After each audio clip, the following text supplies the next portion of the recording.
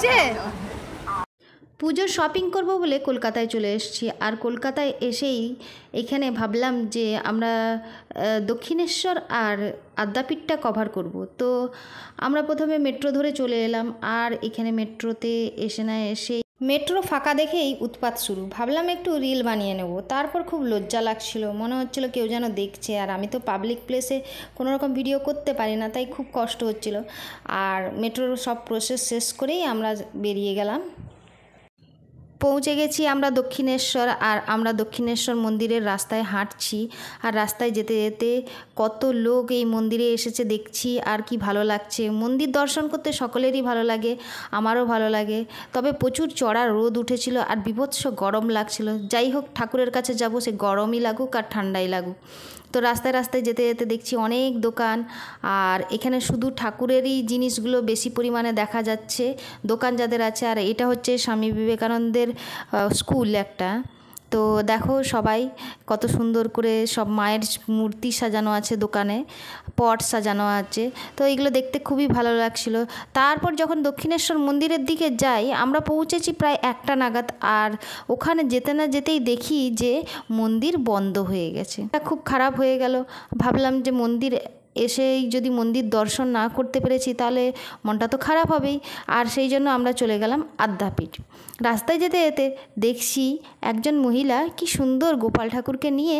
তো আমি একটু দাঁড়িয়েই দেখতে শুরু করলাম, কারণ আমার দেখতে খুব ভালো লাগছিল গোপালের মিষ্টি মুখটা। তো এরপর আমরা অটো ধরে আদ্যাপীঠ চলে গেলাম। আদ্যাপীঠে গিয়ে ওখানেও গিয়ে দেখি সেই একই সেম কেস, সেখানেও গিয়ে মন্দির পুরোপুরি বন্ধ।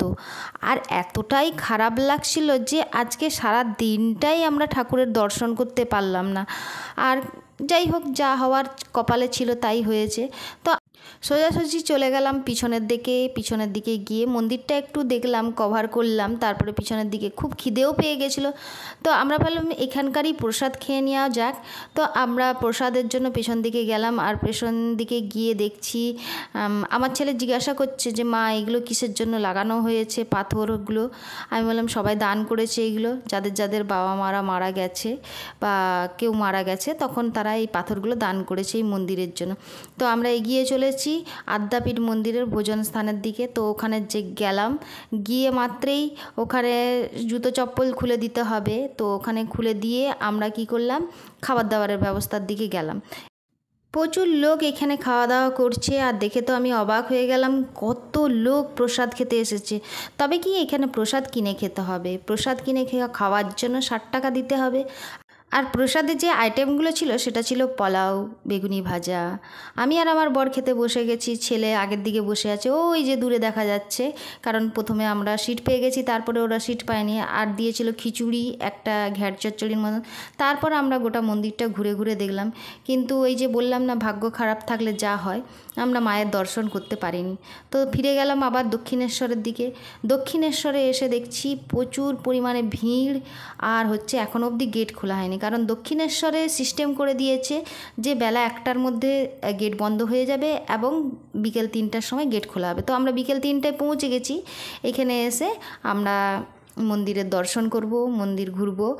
আর ঘোরাঘুরি শেষ হয়ে যাওয়ার পরেই আমরা প্রথমে চলে গেলাম মায়ের মন্দির দর্শন করতে। মায়ের মন্দিরে ঢুকলাম। মন্দির ঢোকার পর এখানে এসে জানলাম যে মন্দির চত্বরে ঢুকে যাওয়ার পরেই ফোন জমা দিয়ে মেন মন্দিরে ঢোকা যাবে। তো আমরা ভাবলাম তাহলে গঙ্গার ঘাটটা তো কভার করা হবে না, তো গঙ্গার ঘাটটার দিকে যাই। আর গঙ্গার জল যদি মাথায় না নিয়েছি, এখানে আসাই বৃথা হয়ে যাবে। তাই জন্য আমরা সরাসরি চলে গেলাম গঙ্গার ঘাটের দিকে। আর গঙ্গার ঘাটে গিয়ে দেখছি সকলেই কি সুন্দর স্নান করছে। মনে হচ্ছে ওই জলে গিয়ে আমিও স্নান করি, কিন্তু কি করব, জামা কাপড় তো সেরকম নিয়ে আসিনি যে স্নান করব। তো যাই হোক, গঙ্গার ঘাটের দিকে এগিয়ে চলছি। আর সবাই স্নান করছে, সবাই আনন্দ করছে, গঙ্গার জল মাথায় নিচ্ছে, খুব ভালো লাগছে দেখতে। আর এখানে না সত্যি প্রচুর বাঁদরেরও রূপ পাচ্ছিল। আর এই যে পরপর মন্দিরের চূড়াগুলো দেখতে পাচ্ছ, এতে আছে মহাদেবের মূর্তি। সমস্ত মন্দিরগুলোই মহাদেবের মূর্তি আছে। তো তারপর আবার গঙ্গার ঘাটের দিকে গেলাম। আমার ছেলে আর বর ওরা একটুকু জল মাথায় ছুঁয়ে নিল, আর আমিও গেলাম।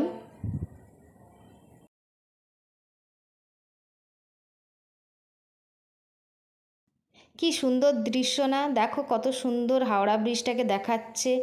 আর আমাকে তো এখান থেকে ছেড়ে কোনো মতেই যেতে ইচ্ছে করছিল না, আমি মনে হচ্ছিল এখানেই থেকে যাই। আর করার তো কিছু নেই, কারণ এখানে তো আমাদের বাড়ি নয়, আমাদের বাড়ি তো অনেক দূরে। আর এই যে ছেলে উৎপাত করছে। তারপর আমরা মেন মন্দিরে গেলাম মায়ের দর্শন করার জন্য। ওখানে তো ফোন নেওয়া যাবে না। তারপর ফিরে এলাম আবার মেট্রো ধরে আমরা চলে এলাম ধর্মতলায়। ধর্মতলায় ছেলের জন্য কিছু কেনাকাটা করব।